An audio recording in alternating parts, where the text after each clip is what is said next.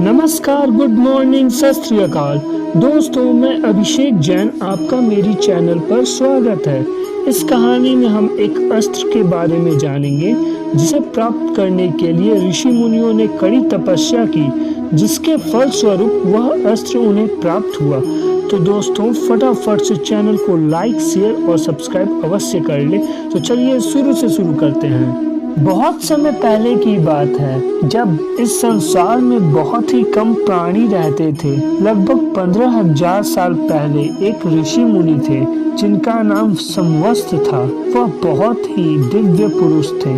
उन्होंने तपस्या के बल पर असीम ऊर्जा प्राप्त की थी। उस समय धरती पर बहुत से उग्र जीव वास करते थे। उन उग्र जीवों से लड़ने और जिंदा बचे रहने के लिए लोगों को बहुत ही संघर्ष करना पड़ता था, जिस कारणवश उस समय अस्त्र की प्राप्ति के लिए लोग यज्ञ किया करते थे।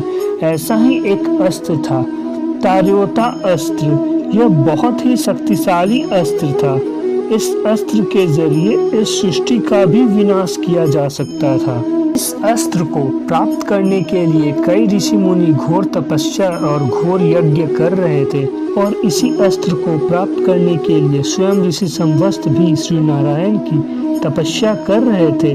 परंतु इस अस्त्र की परेशानी यह थी कि यह जिसके भी हाथ में होता था उसे इस संसार का सबसे शक्तिशाली व्यक्ति तो बना ही देता था, साथ में उसे घमंड भी आ जाता था कि वह इस संसार का सबसे शक्तिशाली व्यक्ति है। इस परेशानी से बचने के लिए भगवान नारायण ने अपने एक भक्त को दिव्य ज्ञान प्रदान किया, ताकि वह इस अस्त्र को धारण कर सके और आतादायी शक्तियों का विनाश कर सके। जिसके पश्चात भगवान नारायण की कृपा से और ऋषि मुनियों की तपस्या के फलस्वरूप उस विष्णु भक्त को इस अस्त्र की प्राप्ति हुई, और वह इस अस्त्र के जरिए इस संसार का रक्षण करने का वादा कर अपने कार्य में लग गया, और उसने सभी राक्षसों और असुरों का विनाश कर इस संसार को भय मुक्त बना दिया।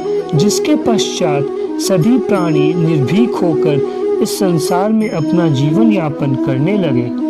तो यह कहानी एक अस्त्र की कहानी थी, जिसे प्राप्त करने के लिए इंसान को अपने अंदर के सभी दुर्गुणों का त्याग करना पड़ता है।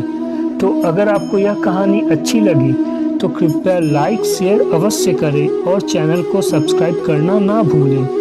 और नई कहानियों को जानने के लिए हमें कमेंट में बताएं आपको किस प्रकार की कहानियाँ सुननी है।